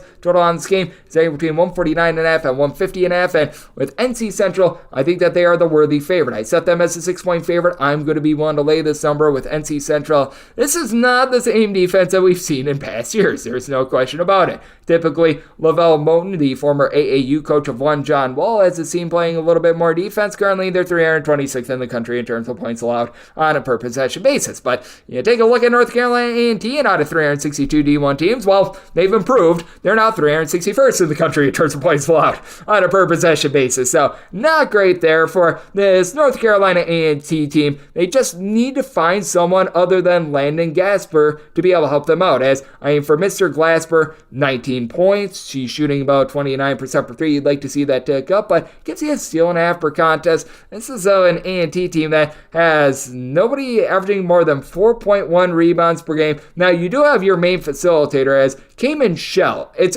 absolutely incredible that in such an inefficient offense, he's right now logging 6.8 assists and 2.3 turnovers per game, but hasn't really resulted in a whole heck of a lot of scoring for this team, as everyone else is sort of out there on an island doing whatever the heck they are doing, and they go up against an NC Central team that has one of the best named backcourts in all of college basketball. Is poor boy King aligned to Darius Harris. These two guys, they've been able to do a very nice job of being able to put in there some production. Harris did miss her game against Virginia about a week or so ago, so he's been dealing with a little bit of ailment. I think that he's probably going to be out once again in this game. He's been able to log 14 points per contest, but they will probably have the services of King, who's been able to do a nice job of being able to really flow the offense with us. He'll have 14.5 points per game, and with having a few absences in the backcourt, it's really been up to Keyshawn Porter to be able to step up, and I do think that he's going to be able to do a solid job moving forward. He comes in from Radford, where he was a little bit of a seldom used guy. He's been able to do a solid job in added minutes, being able to give you 6+ points per contest in the meantime, and this is a NC Central team that, even though they lose a lot of the rebounding from season ago, you still have Emmanuel Izabuner along with Perry Smith Jr., who've done a nice job combining for about 10.5 rebounds per game, and it's an NC Central team that does a nice job taking care of the ball with about 11.5 turnovers per game. I do think that they should exploit a North Carolina A&T team that is playing absolutely no defense whatsoever, and it's been incredibly one-dimensional with their offense, and these are a pair of teams that they aren't necessarily playing at super-duper warp speed, so I did set my total at 146. I do think that NC Central is going to be able to do a nice job of keying in on Mr. Glasper, shut him down, make the other guys beat him, and I don't think that they're going to be able to do so. So this is a spot where I'm going to be willing to lay up to 5.5 with NC Central and diving in on the under. 306.507, 306.508. South Florida is going to be playing us Arkansas Pine Bluff, and Pine Bluff is an underdog, 16.5 to 17 points. Totals between 157 and 158 with Pine Bluff. I set them as a underdog of 16 points, so I'm going to be willing to take them with Arkansas Pine Bluff. You've got a really tremendous backcourt with a pair of guys who are currently logging north of 20 points per contest. Rashad Williams, who comes in from Oakland, and then you've got Kyron Melton. Now, they've fallen off a little bit. They were averaging north of 40 points per game. They're down to averaging more like 37 points per game, but Williams, I still remember it when he was at Oakland during the 2019-20 season. He attempted 12.7 three-pointers per game. That was the most of any player this millennium for an entire season. Milton and Williams, though, they are now both quite efficient from three-point range. Both are shooting north of 40.5% from three-point range. Williams is doling out 3.5 assists per game. Now, the 3 turnovers are a little bit costly, but for Pine Bluff to be in the top 20 in terms of total possessions per game and only turn it over 12.5 times per game, that's actually quite efficient. Now, the big issue that you've got with this team, you've only got one player that's averaging north of 4.1 rebounds per game. That'd be Ismail Platt. Now, it's not like the South Florida team is necessarily brimming with a bunch of size, but Keyshawn Pryor, him being able to give you 6 rebounds per game, he should be able to win that battle down low, and you just knew that South Florida was going to be able to bust out with their three-point shooting. Going into their game against Florida State over the weekend, they were shooting sub 25% from three. Chris Youngblood, man, that shot 41% from three-point range at Kennesaw State go Owls last season. He's only shooting 26% from distance this season, but he was really able to connect in that game against Florida State, and I do think that that's going to be a little bit of a turning point for this offense. The big issue that I do have with South Florida, though, they're a top-heavy offense. Selton Miguel, Chris Youngblood, they're combining for about 26.5 points per game. After that, the only other player averaging north of 7 points per game is Jose Placer with about 8.5 points per contest. It's clearly a little bit of a work in progress for a South Florida team that they're a better shooting team than 39% from the floor, and going up against a Pine Bluff team that is in the bottom 50 in terms of points allowed on a per possession basis should be able to help them rise up and be able to find a little bit more of that offense. So I did set my total at 162. I think that there's some positivity coming in for South Florida, but at the same time, this is a South Florida defense that they are one that I don't necessarily have a whole bunch of faith in, and if you look at the raw metrics, they're not too bad. In terms of points allowed on a per possession basis, South Florida hovering right around 35th in the country, but I do think that we're going to see a little bit of a fall off there with really a lack of rebounding, and I do think the Pine Bluff going to be able to speed this game up. So going to be taking a look at the over, and we'll take north of 16 with Pine Bluff. 306.509, 306.510 is a DK Network right to pick as Maryland plays those to Alcorn State. Alcorn State does find themselves as an underdog of 20 to 21 points.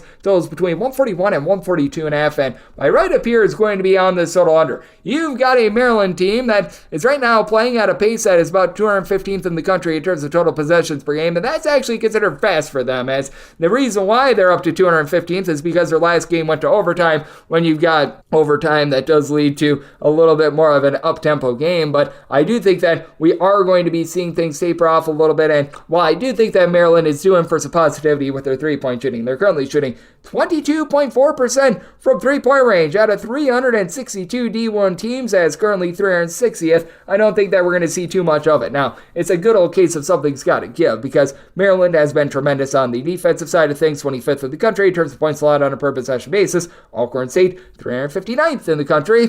They are allowing opponents to shoot 38.4% from three-point range, that is 342nd in all of college basketball. But I do think that this sets up to be a rough matchup in general for Alcorn State to really get a lot of scoring. It's an Alcorn State team that's 304th in the country in terms of points scored on a per possession basis, despite the fact that they're really not turning the ball over a whole lot. They're turning the ball over 10.5 times per game. I mean, that's a halfway acceptable amount for Alcorn State. Overall, this season, they're about 123rd in the country in terms of total possessions per game, but they've really slowed it down. In their last 3 games, they're playing at a pace of about 5 possessions fewer than they are overall for the season, and I think a big reason why is that they have realized that their best chance of being able to hold into games is by just hitting the glass and just being diligent with the ball, by being able to take care of it. Jeremiah Kendall has been your main guy, forward with about 16 points, 7.5 boards per contest, and you do have one nice shooter for the team, Jeremiah Gambrell. He's been able to shoot in the neighborhood about 44% from 3, 10.5 points per game. For an Alcorn State team, that they do shoot about 32.5% from 3. Problem is, Maryland does not let you take threes. They are allowing opponents to get 21.2% of their points per game from made three-pointers. That is the 14th lowest percentage in all of college basketball. Alcorn State, while they do a okay job of shooting from the outside, they're in the top 200. They are 344th in the country in terms of two-point shooting percentage. That's a little bit rough, but I do think that they're going to be able to hold up a little bit against a Maryland team that they just have not found their offense at this point. Jameer Young, he's a nice do-it-all player with about 17.5 points, 3 assists, 2 steals, but once again,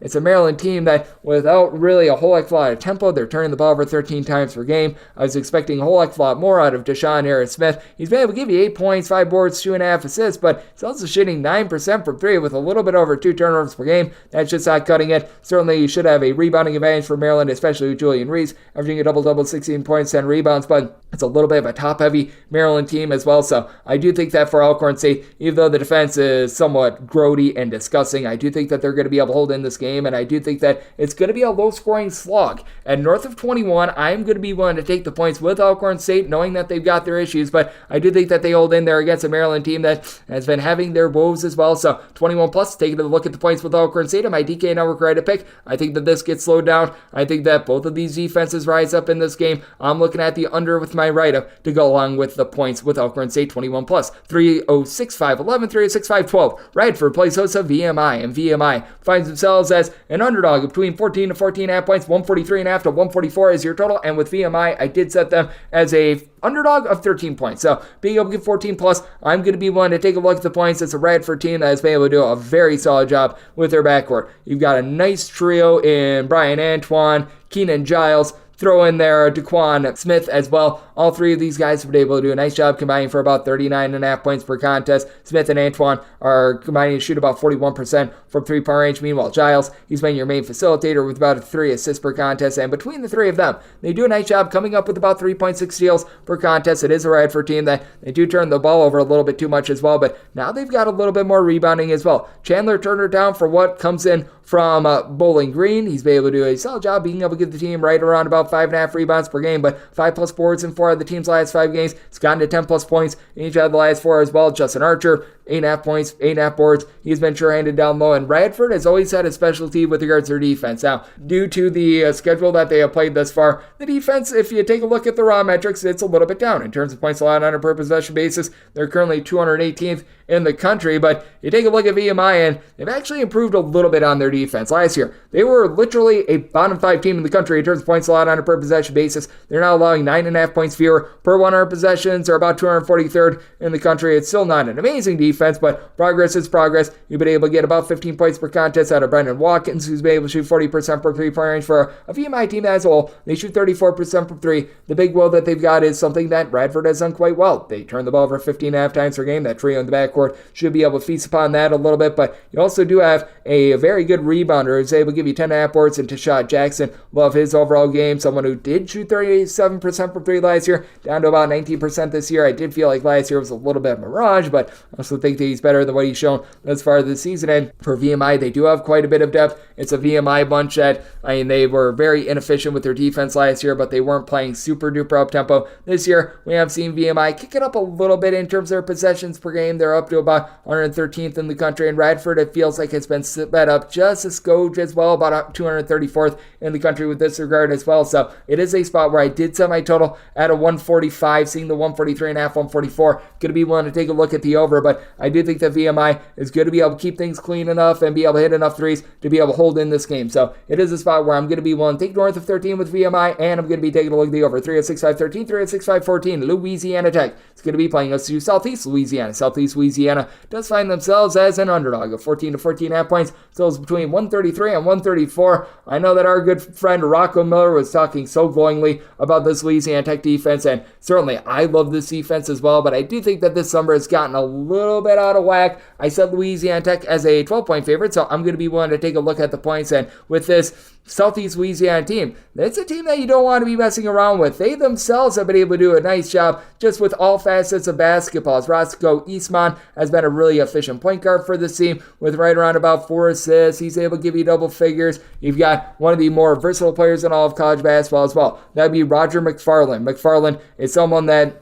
Saints right in the neighborhood about 6'5". He'll give you 7+ rebounds per game. He's been the main man on the scoring front with about 14 points per game. He'll give you a block, a steal per game, whatever you need. And then Bowden Woodbury has been able to do a nice job down low, being able to give you about 5 rebounds per game. He's really the main big man for a Southeast Louisiana team that they do need to cut out the turnovers a little bit more, a little bit over 14 turnovers per game, but they do generate about 8 steals per game as well for Southeast Louisiana. They've had a little bit of a tough time scoring. They have scored 67 points or fewer in 3 of their last 4 games against Division I competition, but they've also given up 73 points or fewer in 4 out of their last 5 games. Meanwhile, you do have a Louisiana Tech team that feels like they're starting to heat up a little bit more, especially from the outside, shooting about 35.5% from 3-point range. Isaiah Crawford has been able to log about 14 points, 3 assists per game, and I think that this is going to be a big elevator for Louisiana Tech moving forward, as well as they've been dealing with some injuries with Sean Newman Jr. He's been out of the fold since, I would say, very, very late November, and he was their main guy with 4.9 assists per contest, but in his absence,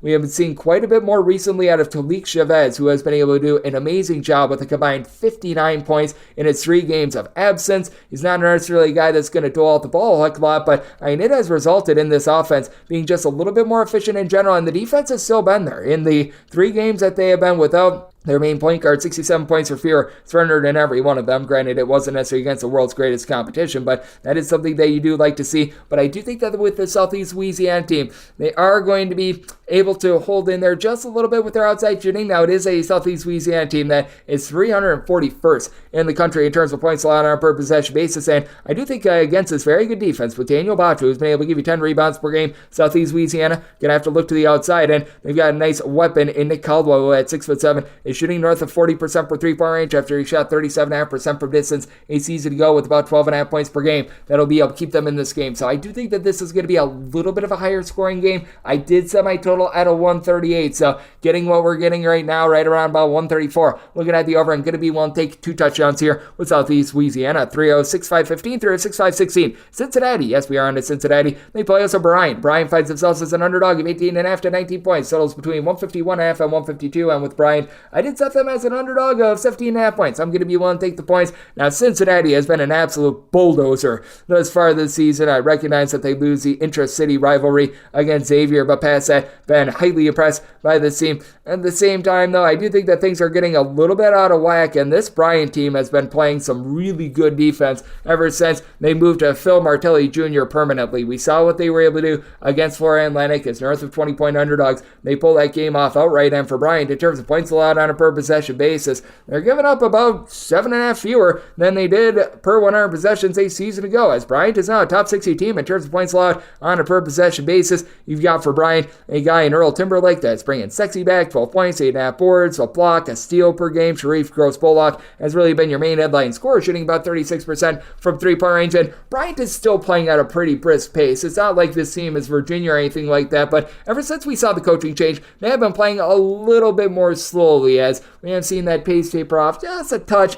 But that said, I do think that with Cincinnati, they're certainly going to be able to hold up on the defensive end as well. It is a Cincinnati team that did give up 84 once again to Xavier. Felt like Xavier was just having a little bit of a hot night in general, and I do think that for Cincinnati, they should be able to win this battle down low. You've been able to have Dan Skillings Jr. log 7.5 rebounds per game, but it's all about Victor Lakeen. 15.5 points, 8.5 boards, 2.5 assists, shooting 40% from three-point range. All sorts of versatility for a Cincinnati team that they're playing a little bit more up-tempo this year. It's not like they're playing at some sort of a ridiculous pace at about 115th in the country in terms of total possessions per game, but just 9.3 turnovers per game with Simeus Lucasius, a nice 6'7", 6'8" combo player, being able to do a nice job as a point forward with 3.5 assists, 7.5 points per contest. Has dealt with a little bit of an injury, has missed a game or two, but he's been solid. And then you get back Aziz Bandengo, the WAC player of the year on defense 8 seasons ago with about a block, 6.5 rebounds ever since he's been able to return as well. Do have some question marks though with regards to the Cincinnati backcourt, and with Bryant expanding the rotation a little bit more, getting a bit more out of someone like a Connor Withers,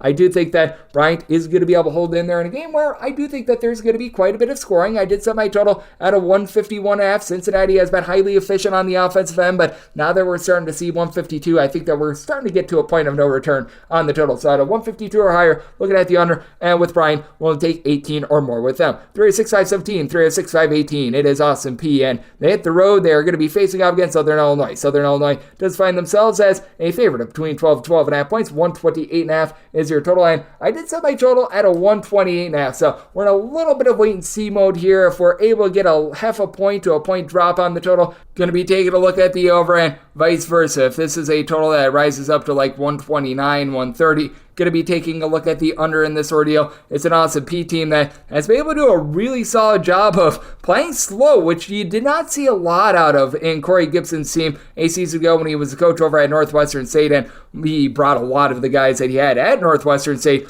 over with him to this new gig, and it's really been all about DeMarcus Sharp being able to headline the offense, as he's been able to do a nice job with 19 points per game. But what has been very befuddling with him thus far this season is that he was among qualifying players the top three-point shooter in all of college basketball last year at 54.7% from the outside with 19.5 points per game. So his 19.1 points per game. He has made as many three-pointers as myself. He's had to be the main rebounder with 7.5 boards. He's throwing off 5 assists per game as well. And for Austin Peay, he is really the only guy that's giving you north of 4.8 rebounds per game. So you are going to need a little bit more on the inside. But what Austin Peay has done is that despite the fact that they're a bottom 75 team in terms of total possessions per game, they're still generating the steals. They've been able to get about 8.5 steals per contest. And it's a Southern Illinois team that's really been able to bear down on defense as well. This is a bunch that's in the top 40 in terms of points allowed on a per possession basis, with pretty much everyone operating around Xavier Johnson. Xavier Johnson, I felt like, was a little bit too passive last year with only 7 points per game. Well, he has fixed that in a big way. 24.3 points, 5 assists on 42% three-point shooting, all while doling out 5 assists, giving you 2 steals per contest for a team that in Southern Illinois is shooting combined about 41% from three-point range. I think that should see a little bit of a fall off, as 3 of your top 4 scorers are shooting at least 42.2% from three-point range, with Jovan Stulic being able to give you about 42.5%, and Trent Brown is right now shooting 56.5% from three-point range. But his team doesn't have a ton down low other than Clarence Rupert, 10.7 boards out of him, and nobody else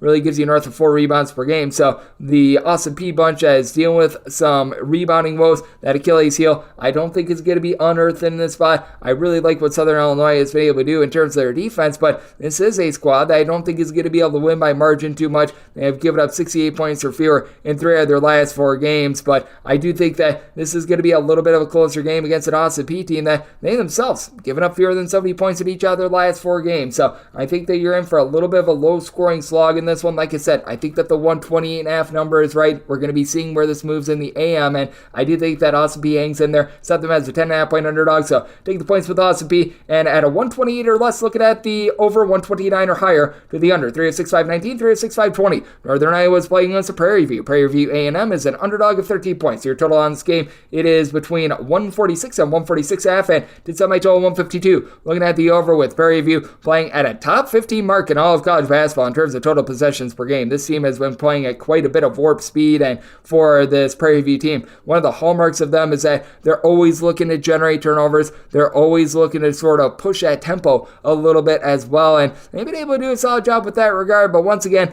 leaving quite a bit of something to be desired on the offensive side of things with 14.3 turnovers per game. The 31% three-point shooting is actually going northward for them. Charles Smith, the fourth, he was over at Old Dominion a few seasons ago. He's been able to shoot about 39% from 3, 14.5 points, 4.5 boards per game. He has been incredibly impactful, but was limited just 9 minutes in that game against Iowa State, as he's been dealing with a little bit of ailment, so we want to be checking in on his status. It seems like he probably should be good to go in this one, because I think that he had gotten banged up in the previous game, and they sort of wanted to test it out, but still, that's a little bit of a rough sign, because they've already been dealing with Javonte Hopkins being in and out of the fold as well. He has just returned for the team in the last game or two. He had 9 points in that game against Iowa State before he had 5 turnovers, so it's a little bit of a problem. And for Prairie View, this team typically does get dominated on the glass. Right now, you've got one guy in Brian Miles that's able to give you north of 5 rebounds per game with about 7.5, and for Northern Iowa, typically their undoing is what they have down low, because they don't have a ton of size. Titan Anderson, so right now you're a top rebounder at 6'6", 10.5 points, 6.8 boards, and I would like to see a little bit more out of Jacob Hudson. He's saying 6'11". He grabs only about 4.5 rebounds per game, but with Northern Iowa now starting to get much more out of Bowen Bourne, that's tremendous. He had to have been injured towards the beginning part of the year or anything like that, because through his first 6 games of the season, he was averaging single digits. He's had 17 plus points in each of the last 3 games, including a nice 31 spot against Toledo. Granted, it's a Toledo team that doesn't play a whole lot of defense, but this is more of the Bowen Bourne that we all know and love. Nathan Heisey has been incredibly versatile as well. 13.5 points, 5.5 boards after he last season was all sorts of banged up for a Northern Iowa team that is shooting about 36% from 3-point range. Northern Iowa, in recent years, they have seen a little bit of an uptick with regards to their tempo. When they were making NCAA tournaments on the regular, this was one of the slower teams in all of college basketball. Now they're playing at more of a mid-tempo pace, which I always find it to be interesting when you do see these tempo shifts. But I think the big thing for Prairie View is that even though they do generate quite a few steals in terms of points allowed on a per possession basis, they're still right around 217th in the country. What that tells me is that either they are getting a steal or they're getting absolutely cooked on defense. I do think that Northern Iowa is going to be able to do a solid job of being able to cook up a masterpiece. I did set Northern Iowa as a 14-point favorite, so you're at the 13, going to be willing to lay the number, and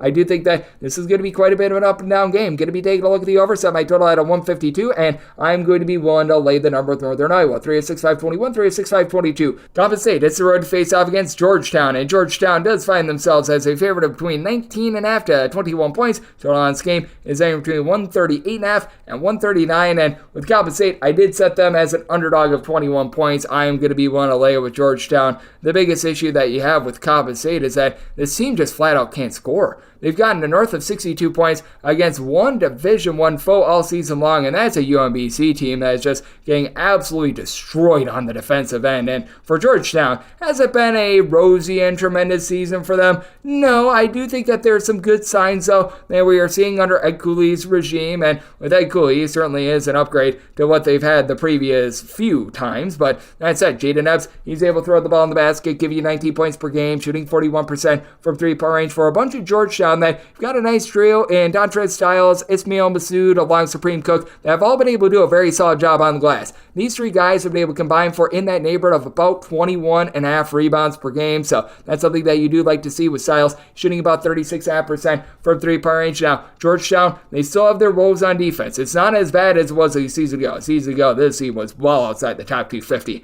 terms of points allowed on a per possession basis, but they're still right around about 225th. It's an improvement of giving up about 5.5 points fewer per 100 possessions, but you'd still like to see that go northward a little bit, and it should go northward in this game. I'm going to call it what it is for this Coppin State unit. You've right now been able to get 13.5 points per game out of Justin Winston. He was a former starter over at St. Bonaventure, has been able to shoot about 29% from 3-point range, and you're probably wondering, why would you mention that he is shooting north of 29% from 3-point range? Well, because that is one of the best numbers on this team as a collective. Coppin State, they're just getting absolutely killed in every single facet of basketball. They're shooting 24% from 3, 36.5% from the floor, 14.5 turnovers per game, while being a bottom 75 team in terms of total possessions per game. Winston and his 4.6 rebounds per game, that leads the way for this team. It's been not so terrific, to say the least, and right now, their leader in assists is Greg Spurlock with 1.8 assists per game, so they have absolutely no flow whatsoever with regards to their offense. Once again, is this Georgetown team playing amazing defense? No, they've given up 80 plus points in 4 of their last 5 games. I still can't trust in Coppin State to do their part. It's a Georgetown team that is playing relatively mid-tempo, and I think that Coppin State just falls short of being able to help out with this total. I set my total at 133.5, diving in on the under end. I'm willing to lay up to 21 with Georgetown. We wrap things up with 306.523, 306.524. Boise State plays us in Northwestern State. Northwestern State a 21.5 to a 22.5 point underdog with a total of 145.5. To set my total 142.5, I'm going to be taking a look at the under. It's a Boise State team that is still one of the slower teams in all of college basketball, 277th in the country in terms of total possessions per game. Now, for Northwestern State, certainly they have been quite ghastly on defense, but it's not like they're playing at some sort of a breakneck style or anything like that. A very mid-tempo team at 180th in terms of total possessions per game. This team was really hoping that Addison Patterson, a top 10 junior college transfer according to JUCOrecruiting.com, was going to be able to elevate them. He went out with a season-ending injury before it even started, and this has really affected all aspects of Northwestern State's game. Now, what I will say for Northwestern State is that they are actually giving up 7.8 points fewer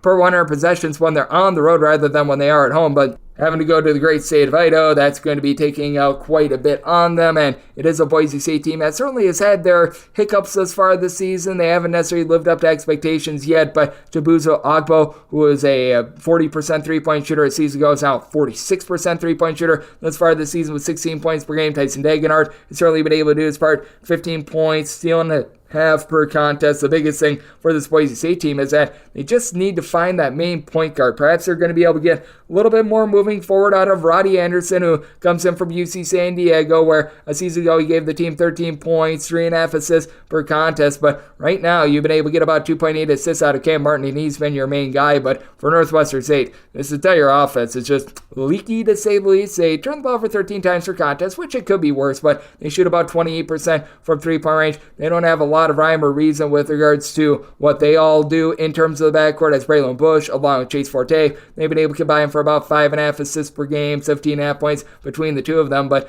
on top of that, you really don't have a lot of rebounding either. Jamison Epps is the only guy that's able to give you north of 5 rebounds per game. This team is completely outsized. They're having a tough time just being able to find some functional offense as well, so I do think that you're going to see a little bit of a low-scoring slog. Set my total 142.5, diving in on the under end. I set my line with Boise State at a 22.5, so you're at the 21.5. Going to be willing to lay the number, and I'm going to be taking a look at this total under, and that will wrap things up for the Tuesday edition of Coast to Coast Hoops, now part of the VSiN family of podcasts. If you do like hearing from this fine podcast, Coast to Coast Hoops, you're able to subscribe wherever you get your podcasts, Apple Podcasts, Google Play, Spotify, Stitcher, and TuneIn. If you have a question, comment, segment idea, what have you for this podcast, you do have one of two ways we offer those in. First one is my Twitter/X timeline at Jaden_D1. Keep in mind, letters EM, naming does not matter as per usual. Please do send these into the timeline. Other ways, find an Apple Podcast review. If you rate this podcast 5 stars, it is very much appreciated. And from there, you're able to fire on whatever you'd like to on this podcast via that 5-star review. Big thanks to Rocco Miller of Bracketeer.org for joining me in the last segment.